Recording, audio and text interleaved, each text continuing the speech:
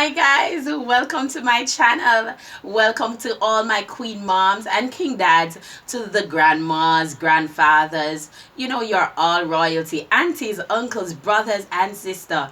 I welcome you. Yeah man, this is a place that you need to be for all information, pregnancy and childbirth. Yeah, we're going to discuss today. Oh, before we go any further, can you see that? I'm smiling. I am excited because of you. And I want to say a big thank you for subscribing to my channel. Because of you, because you told a friend, because you told a family member, because you told someone who attends your doctor or your clinic. I am at 122 subscription. Can you believe it? I am excited. Thank you. Mwah. Thank you so much for that. And to show you my love, one of my subscribers, she asked, when do you know that it's the right time to go to the hospital? And so because of her, I will be discussing a little bit, not going too in depth, but a little bit on when you know it's the right time to go into the hospital. All right, so come along, man. Let me hope that this information will help you as usual, and you continue to share and comment, and I'm here to serve you. Like this video, yes, and share it with your friends. All right, so first you need to know the signs of labor. So the signs of labor are typical for any woman that goes into labor, and these are contractions, your water breaking, and you may also see what we call a show. Sometimes we refer to it as a bloody show. Let's talk a little about the contractions. You know them pain that everybody complain about, well, every woman that has been in labor, and they say, oh, I'm not going to do this again. Usually that's because of the pain. But these contractions, when they start, they usually start in your lower back and your abdomen, right? And when you walk, they don't change, so they don't get lesser as you walk. Another thing about these pains is that when they come on, they get stronger for longer. Every time I say that, it's a catchphrase for a battery, and so it should be easy for you to remember. Stronger for longer. Right? I'm sure you know that one. Right. And so those pains, they get stronger for longer. Usually they start off like every 20 minutes, every 15 minutes, and they will get, as you go along, as you progress in labor, they of course will get more regular. Remember now, and I tend to remind all my clients this, that when you are in labor, you must feel pain. It's the contractions that will cause the neck of your womb, it's called the cervix, to open up and to get thinner. And you need it to open up, so it's closed right now, it's at 0. You need it to get thin and to get wider to reach 10 in order for the baby's head to be able to come out. So you must have pain. All right, so please appreciate that part. Next is the show, sometimes called the bloody show, because what happens is that your cervix, the neck of your womb, has a mucoid plug there. So it's plugged, it's closed, and that is to protect the baby from bacteria entering through your vagina, right, to reach the baby. So that plug, when you're in labor, usually it expels, right? It is removed from the neck of your womb. It moves itself out of the way, giving the neck of your womb or your cervix is preparing it to open up, rather. All right, so sometimes what happens is that when it's expelled, when it's moved out of the way, a little bit of blood may come with it, and so that is why we call it a bloody show. All right, so once you see that as well, that is another reason for you to go into the hospital. Or what you can do is that you call your midwife. I will continue to stress the importance of having contact information for your midwife. Midwives in Jamaica, they're the persons that see you if you go to a public clinic, and we are on call 24 hours a day. So whenever you call us, we ought to be ready, and I know that I am ready. I can speak for majority, if not all of my colleagues, that they are ready to come whenever you call call them. Doesn't matter the time of the day, we're ready. We can come, we can examine you to see if the neck of your womb has opened or if it has started to open. Because what happened is that not always that the plug is expelled and you go straight into labor. The plug can expel even days and weeks before you actually start laboring. So it would be good to have someone to examine you at home just to make sure that you are in labor. Quite a mouthful, huh? Yeah, I know, right? So we're moving on to your membranes rupturing or your water breaking.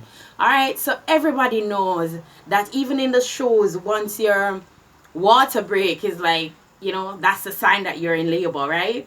And so the baby is in a bag of water. We can appreciate that. And this bag of water protects the baby, cushions the baby, protects baby from bacteria.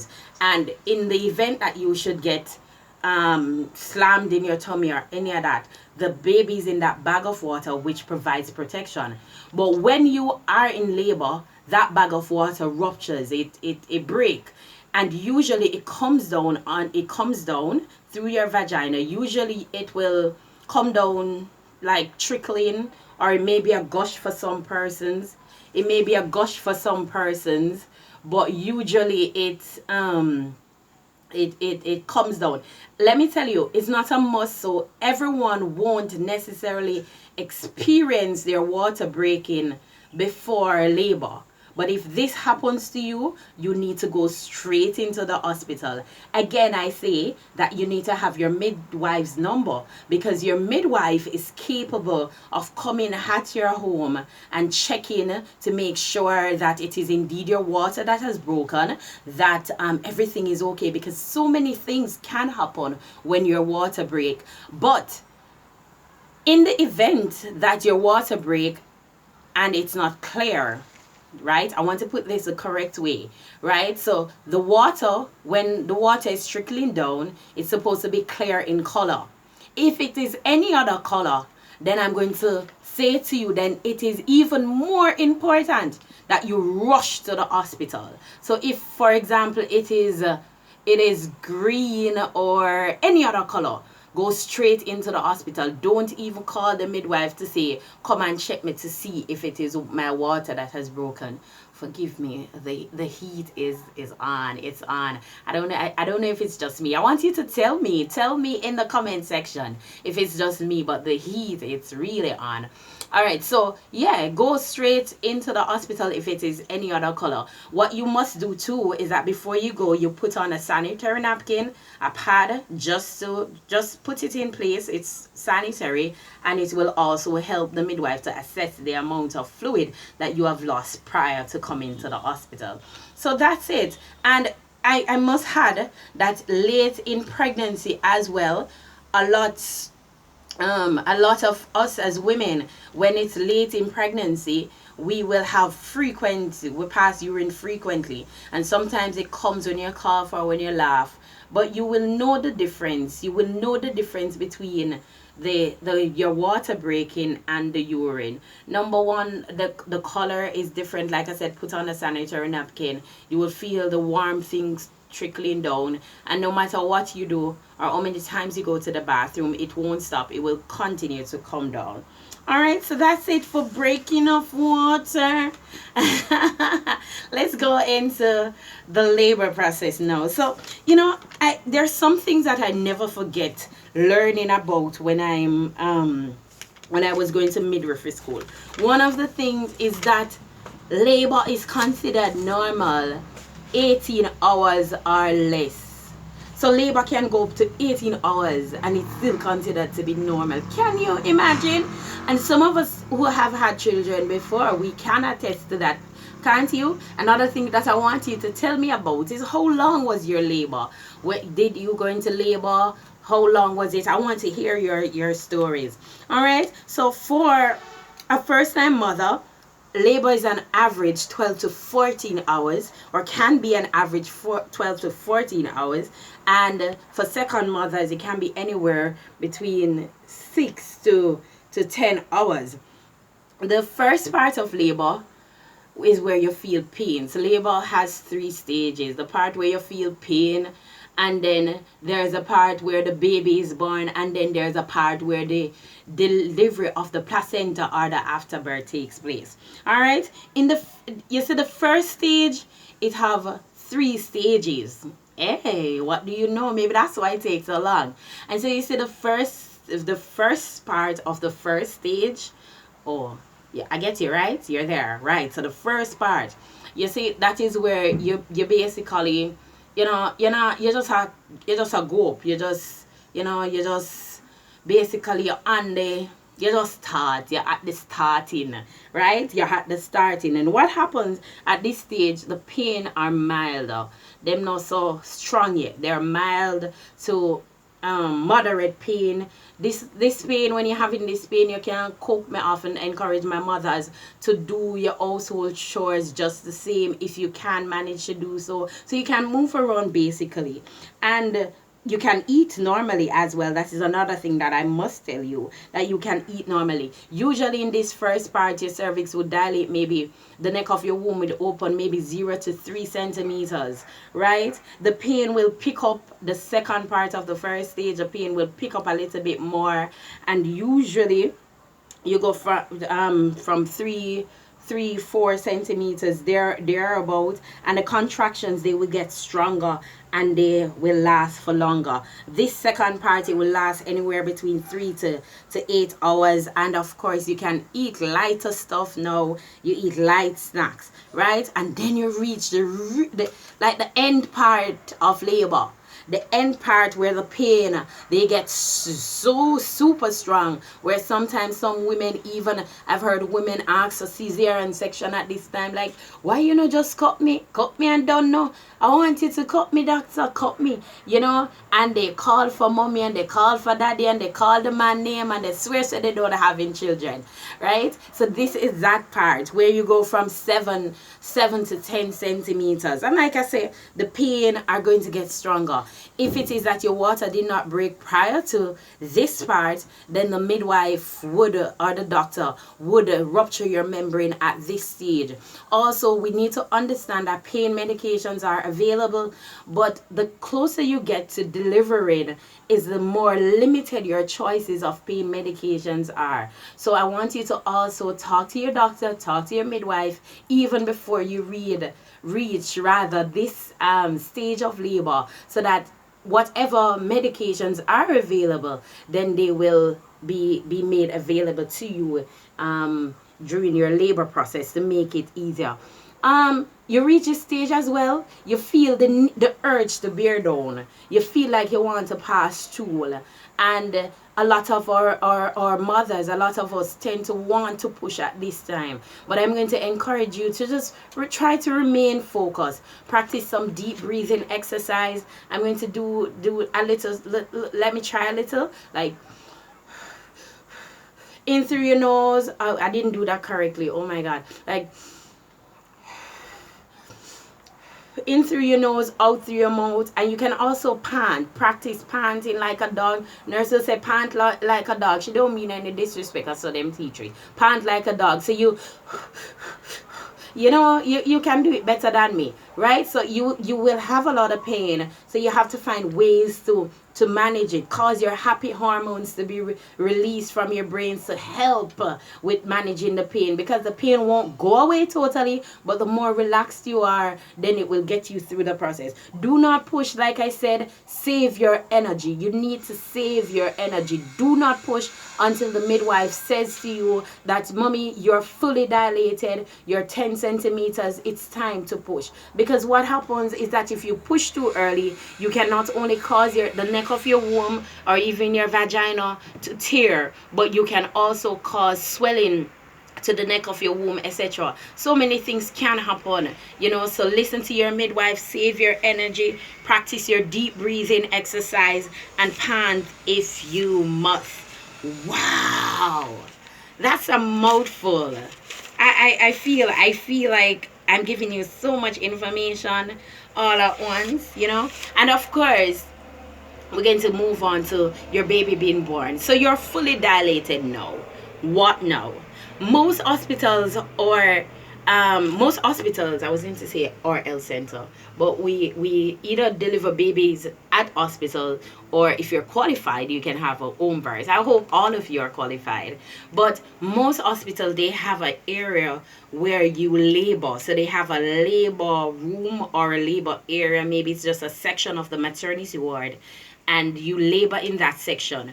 When you're fully dilated, then you're moved over into the delivery room. All right, so I need to point that out. When you go over to the delivery room, like I said, nurse will say to you that you're supposed to push. She most times she says, bring your chin to your chest and bring your legs up, and you're going to push long and hard in your bottom, like you're constipated and you really want to pass that stool. She sometimes says that. That's what I say sometimes, and she expects you to give a push like that is good enough to get the baby out. And you see why I said save your energy, because you need all of this energy now to push the baby out. Once the baby's head is at the introitus, at the opening of your vagina, once the midwife, the doctor can see the baby's head, the midwife will let you know. I normally inform my clients normally that the baby can't stay there too long. The baby needs to come out. Baby's coming, so you need to give some effective pushes for baby to come. Once the baby's head is out, the midwife is going to say to you, stop pushing for a while, mommy. This may be difficult, I know, because of the urges that you have, and these urges are involuntarily that you have them, but you say stop pushing, right? And this is because she's going to be checking, using her fingers to check for the cord, the umbilical cord around the baby's neck. All right, so please do not push until she tells you. It won't take her long to do that. Right after that, she will tell you to go ahead and push.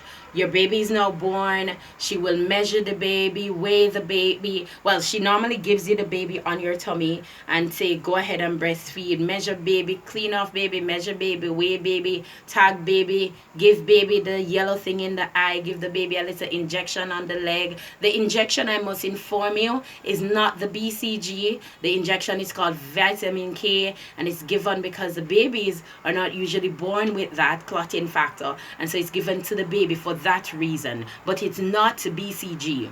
All right, so yeah, that's it basically for that section. Now we reach the final lap. Like, we are at stage 3. Yeah, we done got this. Yeah, and you see, I'm so happy that I have some king dads on here. These things, this is all that those queen go through. They go through this on a daily. Well, not daily, but you know what I mean. Yeah, so, they deserve all the respect. Ladies, you deserve all the respect, queen. Okay, so the third stage now, your afterbirth. Usually the midwife will know that your afterbirth is ready, or your placenta, because there's usually a gush of blood. If there isn't, there are other signs. You might feel a little bit of pain as well. You might say, nurse, I'm still feeling pain. When you start feeling the pain, usually it is ready. Or we'll look for other signs, like the cord will get a little lengthier, right? Other signs. When she's removing your placenta, she'll hold your tummy, and she'll hold on to your tummy and wrap her hand around or her fingers around the umbilical cord, and she will pull to remove the placenta. She will speak with you, like say things like you need to cough a little, etc. Once the placenta is out, though, I must tell you that once the placenta is out, the midwife is going to massage your tummy. So she will hold the center of your tummy, which will feel like a grapefruit. It will be hard. It should be hard. She will hold it and she will massage it a little to ensure that it remains hard, to ensure that it is hard enough. And she will squeeze on it to expel any clots that are left inside of you. So it is important you allow her to do this. It may be a little bit painful, but it is important so that you don't go home with any remains, because those remains can cause anything from excessive bleeding to a fever, infection, and we don't want that. All right, she will give you injections to help with the bleeding as well, and to help to contract your womb. So yeah, expect those as well. Like I said, I wasn't going to go in depth with this video because there's another one that is going to come. right? So I need to inform you of that. The last thing that I'm going to tell you, but not the least, is that after all of that is completed, your midwife will check your vagina and also the neck of your womb, which is your cervix, to see if you have any tear or laceration. It is important for the midwife or for the doctor to do this check. Allow them to do them job, please, right? Because if there's any laceration, if there's any tear, especially of the cervix, then you can be detrimental to you, and we don't want that. All right. Another thing is that, did I say the last thing the last time? All right. So another thing is that if you have a laceration, if you have a tear, allow them to suture you, allow them to give you the stitches. They're going to stitch you up. They're not going to just stitch you like that raw. They're going to deaden your flesh first. So just allow them to do their jobs. I really, really, really hope, and remember your sitz bath, that when you go home after you have had the stitches, remember to sit in warm salt water, not over it like is often practiced by a lot of us. All right, sit in the water, warm water, not hot water. All right, so yeah, we're going to go more in depth about some of those things as time progresses and at your request. So I really do hope this video helps. I feel like I've been talking, but thank you so much for tuning into my channel. Like I said before, I really hope that I didn't leave anything out. I don't think that I did. But thanks so much. Thanks a million. And remember to subscribe if you have not done so. What are you waiting on? Subscribe to my channel. Share it with a friend. Leave a comment. Ask a question. Just remember that you are royal and you deserve to be treated like royalty. I'm your favorite midwife, Midwife Nashika, and I'm signing not out. I want to introduce you to Queen Mom's maternity services, right? So of course all your needs maternity, then these needs can be and will be attended to. If you're too tired or COVID is preventing you from going shopping, we will go shopping for you. Whatever your needs are, if you just want to be checked at home, if you want to be attended to at home, you can call us, link us up, and we will be there to serve you, because you're royalty and you deserve to be treated just the way that you are. Have a blessed day, my peeps, and remember to like this video, subscribe to my channel. I'm out for now. Stay royal.